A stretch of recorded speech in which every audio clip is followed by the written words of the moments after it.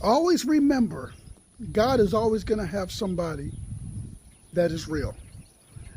In a few days, I'm going to be joining my good friend, Brother Stallworth, Apostle Stallworth, in Garland, the 26th and the 27th. That's going to be 3550 North Shiloh in Garland, Texas. 7 o'clock both nights. It's going to be a powerful time. And I'm taking the time to quickly remind you that God always has somebody that's real, irregardless of all the shaking that's going on in different places, particularly where Brenda and I used to live in Dallas. God's always got somebody that's real. And I'm going to make this real quick. I heard a preacher on a few days back saying that he was going to disassociate himself from all charismatics. Now, the reason why that is a mistake, because everybody's not the same.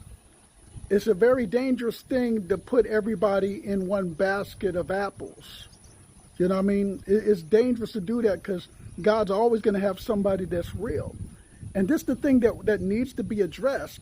You got to understand that we got to teach the whole Bible. We cannot pick and choose the parts of the Bible that we teach because you end up depriving the people of an overall balanced diet spiritually.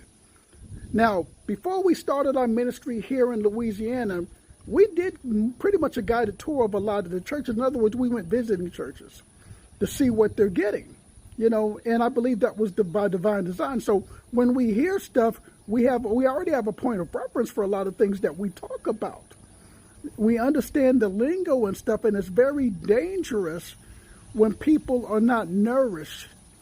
There's such a lack of spiritual nutrition in the house of God. We call it spiritual malnutrition. And when we talk about the idea of brokenness, true brokenness brings you to a place of total surrender before the Lord. And with that surrender brings a greater power, because once your life is totally sold out to the Lord, you walk in power and dominion. You walk the way Jesus walked. Let's be real. Do you see a lot of that today from people that once the benediction's over? Do you see a lot of that? Do you see people walking in power and dominion and the love of God? Do you see lives being transformed by the mere presence of God on people? Do you see that? That's what brokenness is supposed to look like. It's supposed to look like that out in the street and in the house of God too. Let's be real. Come on, you guys.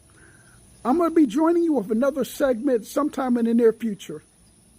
Be blessed, everybody. Talk to you soon.